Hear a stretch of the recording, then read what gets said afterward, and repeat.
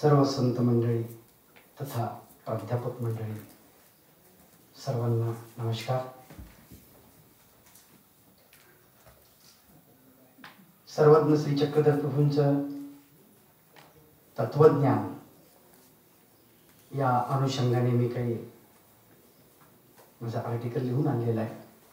ते मी तुम्हाला इथे थोडक्यामध्ये त्याचं सार ग्रहण करण्याचा प्रयत्न करतो. परब्रह्म परमेश्वर सर्वज्ञ श्री चक्रधर प्रभू महानुभाव पंथातील सर्वच अनुयायी त्यांना परमेश्वर मानतात. चक्रधर भगवंताचा अवतार हा बडोचमध्ये झालेला, आजचं त्याला भरूच असं म्हणतात. श्री चक्रधर प्रभूंचं तत्वज्ञान हे पूर्ण द्वैतवादी असून 4 पदार्थावर त्याची इमारत आहे असं दिसतं. परमेश्वर, जीव, देवता आणि प्रपंच हे ते 4 पदार्थ आहेत. पहिला पदार्थ परमेश्वर जीवासाठी म्हणजे दुसऱ्या पदार्थाला, चौथ्या पदार्थाची म्हणजे प्रपंचाची रचना करतो. तसा तो साक्षी आहे, परंतु हे सर्व व्यापार तो तिसऱ्या पदार्थाच्या माध्यमातून करतो म्हणजे देवता. त्याचं सूत्रपाठ नावाच्या ग्रंथामध्ये फार सुंदर असं सूत्र आलेलं आहे. परमेश्वराचा सकळही व्यापार शक्तिद्वारक अशा प्रकारचं सूत्र क्रमांक विचार मालिका 146 असा आलेला आहे. जीवाबद्दल बोलत असताना तत्वज्ञानामध्ये जीव जैसा संगी ठेवी जे तैसा ठाके, याला जसं ठेवलं तसा हा राहतो. तसं एक हिंदीमध्ये म्हण आहे, पाणी तेरा रंग कैसा जिसमें मिला वैसा, असा हा जीवात्मा.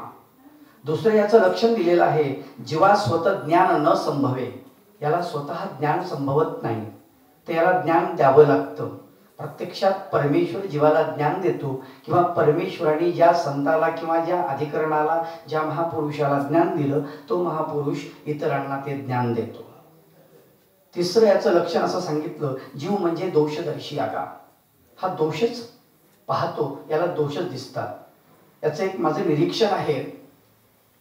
आपण जर समजा एखाद्या माणसाबद्दल असं बोललो की या माणसामध्ये फार वाईट गुण आहेत, तर माणसं ताबडतोब मान्य करतात. परंतु एखाद्याबद्दल जर आपण असं म्हटलं की हा माणूस खूप चांगला आहे, लोक म्हणतात काय पुरावा, चांगला माणूस याला काय पुरावा. मग एखादा माणूस वाईट आहे असं म्हटले आपण पुरावा मागत नाही, त्याला आपण पटकन म्हणतो असेल बा, सांगता येत नाही. म्हणून का तर दोषदर्शी आहे, त्याचं लक्षणच तशा प्रकारचं आहे. आणि जीव परमेश्वराचं म्हटलेलं करत नाही, तर तो कुणाचं म्हणलेलं करतो, तर जीव जीवाचे म्हणतले करीती. आपण एकामेकाचं ऐकतो, आपल्यापेक्षा थोर माणसाचं ऐकत नाही, आई वडिलांचं नाही, संतांचं ऐकत नाही, गुरुजनांचं ऐकत नाही, नाही का, आणि परमेश्वराचं तर ऐकतच नाही. अशा प्रकारे या जीवाचे लक्षण सांगितलेले. मग देवता ही काय प्रकार आहे. देवता म्हणजे एक उचा एकीनीचा, यांच्यामध्ये असा फरक आहे, उचनीस भाग आहे त्यांचा. दुसरी गोष्ट, या देवतेंना स्वतः लीळा विग्रह धार्यत्वात असं सूत्र आलेलं आहे. त्यांच्या स्वतंत्र लीळा आहेत, त्या स्वतः क्रीडा करतात आणि स्वतः ते ताबडतोब कुठेही प्रगट होऊ शकतात. त्या देवता कुठूनही त्या लुप्त होऊ शकतात.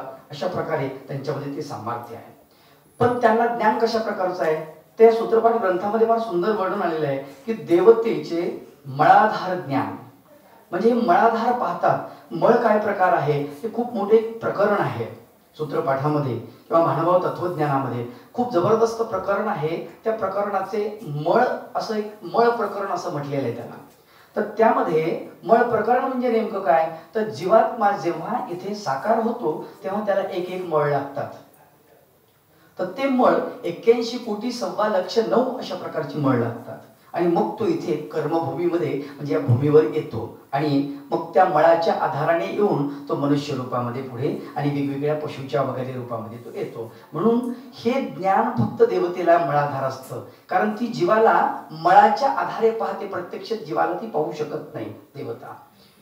दुसरं देवतेचं एक लक्षण सांगितलेलं आहे की देवता ने आणि करी करवी आपुला भक्त ऐसे म्हणे. जीवात्मा जो आहे किंवा जो भक्त आहे, मनुष्य आहे, देवतेची भक्ती करतो. त्या भक्ती करणाऱ्या भक्ताला ती काय करते की आपलं फळ देते. फळ देते, त्या फळ देत असताना या फळातून त्या फळात ने आण करते. किंवा त्या भक्ताला ती माझा भक्त आहे असं म्हणते. अशा प्रकारे त्या देवतेला तिचं सांगितलेलं आहे थोडक्यामध्ये. आणि प्रपंचाबद्दल वर्णन करत असताना चक्रधर भगवंतांनी फार सुंदर वर्णन केलेलं आहे की सकळेही प्रपंच पंचभौतिक त्रिगुणात्मक. म्हणजे सगळा जो प्रपंच आहे हा पंचभौतिक आणि त्रिगुणात्मक. पंचभौतिक म्हणजे आकाश, पृथ्वी, वायू, त्यानंतर तेज आणि आकाश, तेज, जल आणि आकाश, पृथ्वी. तर अशा प्रकारे पंच महाभूत आणि 3 गुण म्हणजे रज, तम आणि सत्व याचा हा बांधा आहे असं सांगितलं गेलेलं आहे. आणि हा प्रपंच व्यभिचर्या म्हणजे हा व्यभिचरतो, याच्यामध्ये बदल आहे. आपण पाहिलेलं आहे की माणसाला लहानपणी आपण पाहिलं त्याचा चेहरा वेगळा दिसतो, तरुणपणात वेगळा दिसतो आणि म्हातारपणात वेगळा दिसतो. म्हाताऱ्या माणसाला जर आपण त्याच्या लहानपणीचा फोटो दाखवला तर त्याला तो कळणार सुद्धा नाही की मी असा होतो लहानपणी. कारण का, याच्यामध्ये बदल होत असतो. अशा प्रकारे या महानुभाव तत्वज्ञानाचे थोडक्यामध्ये मी गोषवारा इथे घेतलेला आहे. परब्रह्म परमेश्वर ज्याला म्हणतो आपण द्वैत तत्वज्ञानामध्ये किंवा अद्वैत तत्वज्ञानामध्ये, तर हा परमेश्वर जीवाला आनंद देण्यासाठी मायेकडून सृष्टीची रचना करून घेतो. म्हणजे माया ही प्रमुख कार्यकारिणी आहे आणि त्या कार्यकारिणीची प्रमुख असलेली माया ती या सृष्टीची रचना करते. या मायेने त्यात जीवाला आणले परमेश्वराच्या आज्ञेने आणि प्रपंचाच्या माध्यमातले विशेष म्हणजे तेव्हा परमेश्वराने अवतार घेऊन जीवाला मुक्तीचे ज्ञान दिले, अत्यंतिक मुक्तीचे ज्ञान. परब्रह्म परमेश्वर या महानुभाव पंथामध्ये किंवा सर्वज्ञ श्री चक्रधर प्रभूंच्या तत्वज्ञानामध्ये श्री चक्रधरांनी नागदेव, महदंबा, महेंद्र भट्ट आदी काला ज्ञान दिले. मुक्ती मिळवण्यासाठी माणसाने कसं जगावं, कसं राहावं, कसं बोलावं याचं ज्ञान श्री चक्रधराचं तत्वज्ञान हे माणसाला विचार करणारं तत्वज्ञान आहे. तहान भूक लागली तर अगोदर ती भागवावी, नंतर पूजन करावं असं स्वामी एका सूत्राच्या माध्यमातून सांगतात, भक्ताला समजून सांगतात. स्वस्थे चित्ते बुद्धय संभवन्ति. चित्त स्वस्थ जर असलं तरच बुद्धीचा संभव होऊ शकतो. चित्त स्वस्थ असलं तरच आपण आपला मेंदू शांत असू शकतो. अशा प्रकारे त्या सूत्राचा अर्थ इथे आलेला आहे. चित्त स्वस्थ असलं तर बुद्धीची वाढ होईल, अन्यथा नाही. किंवा अल्प अनिष्टे बहुत अनिष्ट परिहरी तर परिहरीजे. जसं जास्त वाईट चुकवण्यासाठी थोड्या वाईटाचा स्वीकार केला तर हरकत नाही, अशा प्रकारचं हे तत्वज्ञान सांगितलं जातं. उदाहरणार्थ खोटे बोलणे हे चुकीचं आहे, परंतु खोटे बोलण्याने एखाद्याचे प्राण वाचत असेल तर खुशाल खोटे बोलावे असं हे तत्वज्ञान सांगतं. श्री चक्रधरांचा तत्वाचा गाभा म्हणजे सूत्रपाठ ग्रंथ होय. समग्र ग्रंथाचा गोषवारा आपल्याला घेता येणार नाही, म्हणून एखाद्या सूत्राचा आपण विचार करूया. पहिल्यांदा सूत्र म्हणजे काय याचा आपल्याला विचार करायचा आहे. ज्याप्रमाणे सुश्लोक वामनाचा, अभंगवाणी प्रसिद्ध तुकयाची, ओवी ज्ञानेशाची किंवा आर्या मयूर पंथाची. वामन पंडित श्लोकामधून निरूपण करतात, संत तुकाराम बाबा अभंगातून निरूपण करतात, संत ज्ञानेश्वर माऊली ओवीतून सांगतात. तसं मोरोपंथ आर्या नावाच्या काव्य प्रकारातून निरूपण करतात. कबीराचे दोहे, मीरेचे पदे, संत एकनाथाची भारुड आणि आपण पाहतो प्राचीन ग्रंथ रामायण, महाभारत, भागवतातील श्लोक हे जसे पद्यातून सांगण्याचे एक माध्यम आहे, तसेच वेदाच्या, उपनिषदाच्या, ऋचा किंवा सुक्ती हे गद्यातून सांगण्याचे एक माध्यम आहे. आणि म्हणून प्रत्येकाने आपले तत्वज्ञान निरूपणासाठी किंवा निरूपण करण्यासाठी वेगवेगळ्या माध्यमांचा वापर केला आहे. त्याचप्रमाणे श्री चक्रधरांनी मराठी गद्याचा म्हणजे तत्कालीन बोली भाषेचा उपयोग केला आहे. त्यांनी निरूपिलेल्या तत्वज्ञानाचा सर्व समाजाला उपयोग व्हावा या हेतूने माहीम भट्टाने आचार्य नागदेवाला विचारून लीळाचरित्र नावाच्या ग्रंथाचं लिखाण केलं. त्यातल्या अतिमहत्वाच्या वाक्यांची शोधणी पंडित केशराज व्यासांनी केली. त्याचा वेगळा ग्रंथ निर्माण झाला, त्याचे नाव सूत्रपाठ. हा ग्रंथ म्हणजे श्री चक्रधरांच्या आचार विचारांचा उत्कृष्ट नमुना होय. त्यातल्या वाक्यांनाच सूत्र असे म्हणतात. सूत्रांची व्याख्या करताना संस्कृत भाष्यकारांनी किंवा शास्त्रकारांनी फार सुंदर वर्णन केलंय. अल्पाक्षरम असंदिग्धम सारवत विश्वतोमुखम अस्तोभ अनवद्यंच सूत्रम सूत्रविदो विदो.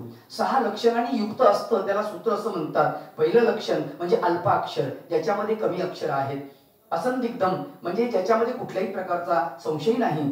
सारवत म्हणजे जे निर्भेळ आहे आणि जे एकदम निर्मळ आहे, भेसळ नसलेलं ते. आणि चौथं विश्वतोमुखम म्हणजे विश्वाचं कल्याण ज्या वाक्यामध्ये आहे अशा प्रकारचं. अस्तोभ म्हणजे सखोल आहे, ते उथळ उथळ नाही आहे. अनवद्यंच म्हणजे अनुवादित केलेलं नाहीये किंवा अनुवादित केलेलं नसतं ते असं स्वयंभू असलेलं वाक्य त्याला सूत्र असं म्हणतात. संत केशिराज व्यासांनी लीळा चरित्राचं मंथन करून काढलेलं नवनीत म्हणजे सूत्रपाठ. आजच्या प्रसंगी मी त्या सूत्रपाठ ग्रंथातील एका सूत्राचा विचार करणार आहे. ते सूत्र म्हणजे मनुष्य मात्र होणे असावे असं ते सूत्र आहे. बेलापूर नगरात श्री चक्रधर प्रभूंचा मुक्काम होता, ज्याला आज श्रीरामपूर असे म्हणतात. सर्वज्ञांचा मनोधर्म असा की आपण उत्तरापंथी गमन करावं आणि नागदेव आचार्याला हा मार्ग सोपवावा. या उद्देशाने माहीमभट्टा समक्ष स्वामी आचार्यांना खूप असं निरूपण करतात. त्यावेळेला स्वामी म्हणतात, भट्टो असन्निधान धर्म जिज्ञासागा. फार मराठीतलं एक सुंदर वाक्य आहे. ज्याप्रमाणे हे वाक्य इतर ग्रंथांचा गोषवारा घेतं, हे वाक्य खरं तर अथा तो धर्म जिज्ञासा किंवा अथा तो ज्ञान जिज्ञासा किंवा नारद भक्ती सूत्रात अथा तो भक्ती व्याख्यासम याच्यापेक्षा किंचितही कमी नसलेलं असं हे असन्निधान धर्म जिज्ञासागा असं हे वाक्य आहे. याचं अर्थ असा की असन्निधानामध्ये म्हणजे परमेश्वराच्या व्यतिरिक्त परमेश्वर हजर नसताना आपण कसं जगावं, धर्माचं पालन कसं करावं हे भगवंत म्हणतात, मी तुम्हाला सांगतो असं स्वामी भट्टोबासाला म्हणतात, म्हणजे नागदेव आचार्य. यावर नागदेव आचार्य म्हणतात की देवेवीन काही धर्म असे, देवा वाचून काही धर्म आहे. ही गोष्ट खरीच आहे. नागदेव आचार्याचा तर्क अगदी योग्य आहे. जिथे देवच नाही तिथे धर्म काय करायचा. आणि म्हणून आत्मा नसलेल्या कुडीसारखा तो धर्म होईल. स्वामी त्यांना म्हणतात, तुम्ही म्हणतात ते बरोबर आहे, परंतु मी म्हणतो त्या गोष्टीकडे थोडं लक्ष द्या. नागदेव आचार्य म्हणतात, हे माझं न होवे, मला होणार नाही त्या धर्माचं आचरण, म्हणजे तुम्ही सांगता ते माझ्याकडून होणार नाही. नागदेव आचार्य लक्ष देत नाही. असं पाहून स्वामी माहीमभट्टाला म्हणतात, मी काय म्हणतो आहे आणि हा काय म्हणतो आहे याच्याकडे लक्ष द्या. तेव्हा माहीमभट्ट नागदेव आचार्याला सुचवतात, गोसावी शक्यतेची निरूपिती, अशक्य काहीशा निरूपिती, म्हणून तुम्ही ऐका. यावर भट्टोबास ऐकायला तयार होतात आणि स्वामींचं निरूपण सुरू होतं. इथे स्वामींनी वटरोपाचा दृष्टांत सांगितलेला आहे. वटरोपाचा, वडाचं रोप असतं, बारीक रोप असतं, ते शेळीच्या मेंढीच्या खुररवी आहे, म्हणजे खुराच्या आवाजाने सुद्धा निघून जातं. पण त्याला जर कोणी एखाद्याने खूप काठी केली आणि त्याला पाणी टाकलं, पाणी दिलं तर ते प्ररोहाते पावे, म्हणजे ते वाढतं आणि त्यानंतर खूप मोठं झाल्यानंतर हस्ती वेंज दिलेली लपवे, म्हणजे तुटत नाही. अशा प्रकारचा तो दृष्टांत. तसं म्हटले तुम्ही आता ऐका, हे ज्ञान तुमच्या अंतःकरणात कोवळं आहे सध्या. ज्यावेळेस ते मोठं होईल, थोर होईल, मग तुम्हाला कोणीही या ज्ञानापासून विचलित करू शकणार नाही, असा त्या दृष्टांताचा अर्थ आहे. आणि मग तिथं भगवंतांनी अनेक प्रकारचं निरूपण केलं. या निरूपणाच्या ओघामध्ये नागदेव आचार्य स्वामींना विचारतात, जीजी आपला मार्ग पुढे चालावा असं ज्याला वाटतं त्या पुरुषानं कसं राहावं. तर त्याचं वर्णन इथे आलेलं आहे, फार सुंदर. तुष्टला जण तरू विखू संपादिल, रुसला तरी प्राणा घटेल, मनोनी उभयता जण संबंध त्याचे. आचार 20 क्रमांक. देशाचा शेवटी झाडा तळी जन्म क्षेपावे. आचार 26 क्रमांक. गडी शिडी असावे. आचार 35 क्रमांक. हळ्या पाळ्या असावे. आचार 36 क्रमांक. एका झाडाची सवेन होवावी, एका स्थानाची सवेन होवावे. आचार 37 क्रमांक. भोगस्थानी न बैसावे. आचार 38 क्रमांक. खूप असं त्या प्रसंगी निरूपण झालं आणि त्याच प्रसंगी विषया पात्र न व्हावे. आचार 41 क्रमांक. आणि मनुष्य मात्र होणे असावे. आचार 42 क्रमांक. या सूत्राचं निरूपण तिथे झालं. खरं पाहता सर्वसाधारणपणे आपण या सूत्राचा असा भावार्थ आहे की जनसमुदायाने म्हणजे साधकाने कसा त्याचा वापर करावा. त्या सूत्राचा जनसमुदाय म्हणजे संतुष्ट झाला तर काय करेल, रुसला तर प्राणा घटेल, असं त्याचा अर्थ इथे पुढे विशद केलेला आहे. म्हणून धन दान करतील आणि रुसला तर प्राणही घेण्यास मागे पुढे पाहणार नाहीत. म्हणून जनाचा संपर्क टाळावा. कुठे राहावे असा प्रश्न पडतो तेव्हा आपल्या राहत्या ठिकाणाहून दूरदेशी असावे, जिथे नातेवाईकाची भेट होणार नाही, पाहुण्यांच्या मित्रांच्या भेटी होणार नाही. मग गावात राहावे काय ना झाडातळे असावे, परंतु एका झाडाची सवय लागता कामा नये. म्हणून छोट्या छोट्या गावा शेजारी थांबावे किंवा वंजारी बुरुड यांच्या फिरणाऱ्या वस्तीचा आसरा घेऊन राहावे, करून असावे. एका स्थानाची सवय होता कामा नये. विषयात रमणाऱ्या पुरुषाच्या आसनावरही बसू नये किंवा गप्पा ऐकू नये. फक्त माणूस म्हणून असावे आणि माणूस म्हणून जगावे. हे सूत्र त्यावेळी भगवान श्री चक्रधर प्रभूंनी आचार्यांना उद्देशून निरूपण केलं. मनुष्य मात्र होणे असावे. हेच ते सूत्र श्री चक्रधरांच्या मुखातून नागदेवाला उद्देशून निघालं आणि माणसाला माणूस पण शिकवून गेलं. केवळ माणूस म्हणून जगा. माणसाचं काय लक्षण आहे हे समजून सांगताना त्याचं पक्षकारांनी विकसित अशा माणसाचं सुंदर रूप या ठिकाणी त्याची व्याख्या केलेली आहे. ते म्हणतात वय, रूप, गुण, उपगुण, कुशलता, चातुर्यता, जाणीव, शहाणीव, बळ, पराक्रम याला माणूस म्हणतात. म्हणजे इतकं त्याच्यामध्ये असायला पाहिजे, इतक्या गुणांनी तो युक्त असायला पाहिजे, त्याचं वयही तितकंच असायला पाहिजे. वृद्धापकाळाचा उपयोग होत नाही म्हणून ते म्हणतात वय, तरुण वय. रूप म्हणजे सुंदरता असली पाहिजे, ती विचाराची, आचाराची अशी सुंदरता असली पाहिजे. गुण, माणसाकडे गुणही असले पाहिजे. असं वेगवेगळे टॉपिक त्याच्यामध्ये येतात. म्हणून आमचं वय सुद्धा माणसाला माणूस बनवतं. वयातच लोक लग्न करतात, वयातच मुलं बाळ झालेली शोधतात, वयातच अभ्यास होत असतो, वयातच प्रतिष्ठाही मिळते. प्रपंचात वय वाढलं की माणसाची किंमत कमी होते. म्हाताऱ्याला कोण विचारतो किती आणि केवढ्याचा म्हणून. त्याने आवाज दिला तर माणसं ओ सुद्धा देत नाही. म्हणजे तारुण्यातच वय हे अत्यंत महत्वाचं आहे. रूप, माणसं रूपाला भाळतात म्हणूनच तितकंच रूपाचंही महत्व आहे. रूपवान असलेल्या मेनकेला पाहूनच विश्वामित्र तिच्याकडे आकर्षित झालेला आहे. ही महत्वाची गोष्ट आहे. गुणाचं वर्णन करत असताना सुभाषितकारांनी फार सुंदर वर्णन केलं. गुणा गुणेज्ञेषु गुणी भवन्ति ते निर्गुणं प्राप्य भवन्ति दोषा अश्वत्थतोया प्रभवन्ति नद्या समुद्र मासाद्य भवन्ति पेय. फार सुंदर वर्णन आहे. ते म्हणतात की गुणा गुणेज्ञेषु गुणी भवन्ति. गुण हे गुणी माणसाकडे असले ते अधिक उभरून दिसतात आणि गुण एखाद्या निर्गुणी माणसाकडे गेले म्हणजे दुर्गुणी माणसाकडे गेले तर त्या गुणाचाच दोष होतो. उदाहरण जर द्यायचं झालं, एखादा संत किंवा एखादा शिक्षक, एखादा प्राध्यापक खूप कडक आहे असं आपण बोलतो. ते सर फार कडक आहेत, ते संत फार कडक आहेत, फार तापट आहेत, फार शिस्तप्रिय आहेत असं आपण त्यांच्याबद्दल बोलतो. पण एखादा समजा दुर्गुणी माणूस जर असेल तर त्याच्यामध्ये हा कडकपणाचा गुण असला तर आपण त्याला असं म्हणतो की हा फार तापट आहे, फार तामसी आहे, हा फार चिडचिडे आहे, फार रागीट आहे. म्हणजे त्याच्यामध्ये आता दुर्गुण आले. गुण तोच आहे पण व्यक्ती बदलला. ते निर्गुणामध्ये गेल्यानंतर मग मात्र त्याचा अवगुण होतो. येथे त्याला उदाहरण दिलंय. आस्वाद्य तोया प्रभवन्ति नद्या. म्हणजे नदी ही जेव्हा सुरुवातीला निघते जिथून उगमापासून तिचं अगदी गोड असतं पाणी, पण जेव्हा ते पाणी समुद्राला जाऊन मिळतं, हा समुद्र मासाद्य भवन्ति पेया, समुद्राला मिळाल्यानंतर ते पाणी मात्र अपेय होऊन जातं असं ते वर्णन करतात. म्हणून गुणवान माणसाकडे गुण दिसतात, तेच गुण निर्गुणाकडे जातात आणि मग ते निर्गुणी बनून जातात. गुण एकच आहे तेव्हा तो संतात आहे तिथे शिस्तप्रिय होतो आणि असंतात गेला की मग मात्र त्याला लोक तामसी म्हणतात. अशा प्रकारे गुणाचं सगळीकडे पूजन होतं. त्याचं वर्णनही सुभाषितकार फार सुंदर करतात. गुणा सर्वत्र पूज्यन्ते पितृवंशो निरर्थक वासुदेव नमस्यन्ति वसुदेवं न वै जना. वसुदेवाला कोणी नमस्कार करत नाही, वासुदेवाला नमस्कार करतात. का नमस्कार करतात? गुणवान आहे, गुणाचं पूजन केलं जातं म्हणून याला गुण म्हणतात. उपगुण सांगितलंय पक्षकारांनी. त्याचं वर्णन संत तुकडोजी बाबांनी फार सुंदर केलेलं आहे. उपगुण म्हणजे काय? उपगुण म्हणजे ज्याला आपण 64 कला असं म्हणतो, त्या कला विभाग जो आहे ते उपगुणामध्ये येतं. संत फार सुंदर वर्णन करतात तुकडोजी बाबा. एकतरी अंगी असू दे कला, नाहीतरी काय फुका जन्मला. काय फुकार जन्मला बाबा, तुझ्या अंगामध्ये एकतरी कला असला पाहिजे, एकतरी कला गुणाचा प्रकार आमच्यामध्ये असला पाहिजे, एखादी तरी अंगी कला असली पाहिजे, अन्यथा आपलं या जगात काही खरं नाही. म्हणजे पोट भरायचं आहे तर अंगात एखादी तरी कला पाहिजेच. मृदंग तरी वाजवता आला पाहिजे, पेटी तरी वाजवता आली पाहिजे, किलाट वाजवता आली पाहिजे, तबला टाळ वाजवता आला पाहिजे, भजन तरी म्हणता आलं पाहिजे, एखादं चित्र तरी काढता आलं पाहिजे, किंवा बलदंड शरीर बनवून कुस्ती तरी खेळता आली पाहिजे. काही नाही जमलं तर माणसाला नीट बोलता तरी आलं पाहिजे, काहीतरी आलं पाहिजे. कपडे धुता येणं, स्वयंपाक करणं, लाकडं फोडता येणं, काहीतरी जमलंच पाहिजे. गुण जमवायचे, कमवायचे म्हणजे मोठेपण कमवायचं त्यालाही कष्ट पडतात. म्हणून उपगुण हे फार महत्वाचे आहेत. परंपरेने किंवा वंशावळीने उपगुण आपल्यामध्ये किंवा गुण येत नाहीत. ज्येष्ठत्व जन्मना नैव गुणेर ज्येष्ठत्व मुच्यते. गुणात गुरुत्व मायाती दुग्धम दधी घृतम क्रमात.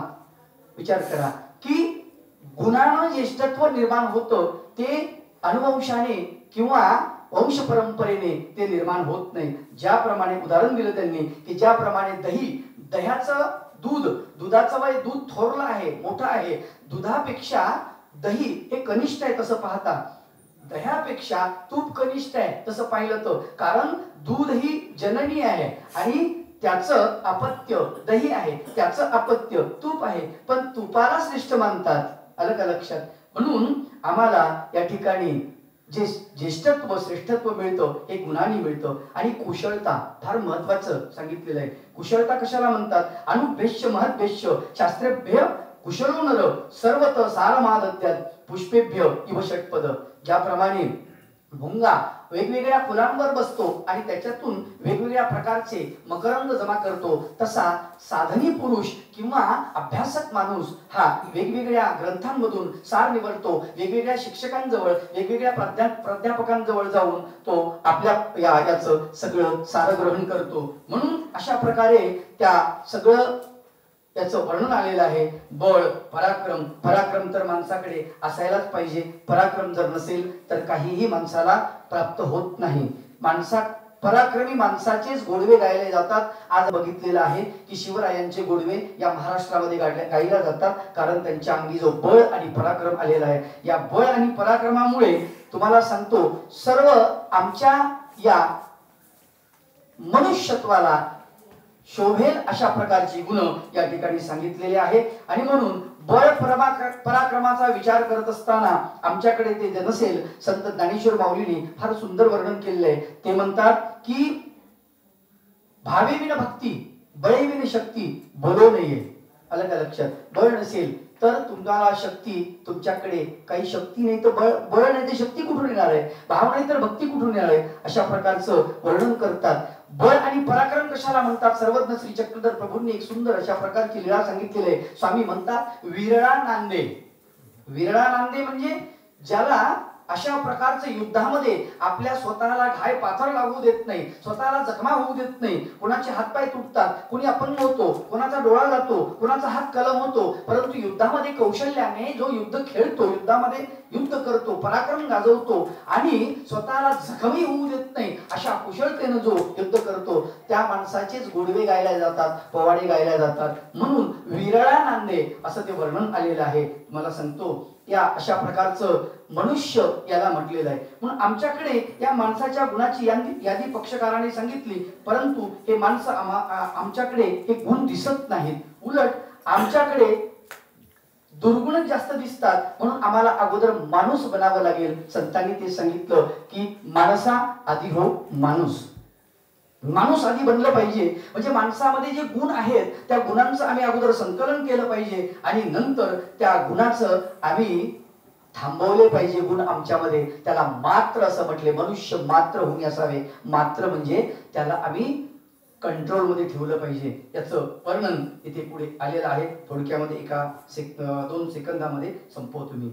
काय आश्चर्य आहे, माणसाला माणूस म्हणून जगायला शिकवावं लागतं. त्याचं कारणही तसंच झालं. माणसाच्या मेंदूमध्ये अनेक विषयाचा प्रवेश झाला आणि विकसित किंवा सुधारित मेंदूमध्ये माणसाचा असली चेहराच लुप्त झाला. आमच्याकडे माणुसकी सोडून सर्व काही आहे. जमीन जुमला आहे, गाडी आहे, पद प्रतिष्ठा, मान सन्मान, मुलं बाळ, नातू पंतू, धन दौलत सर्व काही आहे, परंतु माणसाचा जो प्राण आहे, ती माणुसकी, ती मात्र आमच्याकडे नाही आहे. आम्हाला अगोदर माणूस बनावा लागेल, त्यानंतर आम्हाला मनुष्य मात्र बनावा लागेल. त्यासाठी सारी धडपड आहे.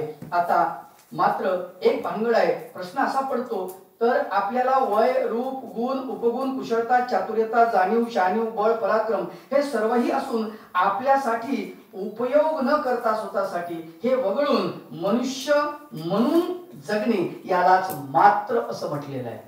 यालाच मात्र असं म्हटलेलं आहे. म्हणजे हे सगळं आपल्याकडे आहे, पण त्याचा आता आम्हाला उपयोग करायचा नाहीये. लक्षात घ्या, आमच्याकडे बळ आहे पण बळाचा वापर करायचा नाही. आमच्याकडे पराक्रम आहे पण पराक्रमाचे गोडवे स्वतः सांगत फिरायचं नाहीये. याला माणूस म्हटलेलं आहे. मनुष्य मात्र होणे असावे. अशा प्रकारे हे सूत्र या तत्वज्ञान सर्वज्ञ श्री चक्रधर प्रभूंच्या तत्वज्ञानाचा संपूर्ण गोषवारा घेऊ शकत नाही. म्हणून एका सूत्राच्या माध्यमातून मी तुम्हाला इथे माझे आर्टिकल वाचून दाखवण्याचा प्रयत्न केला.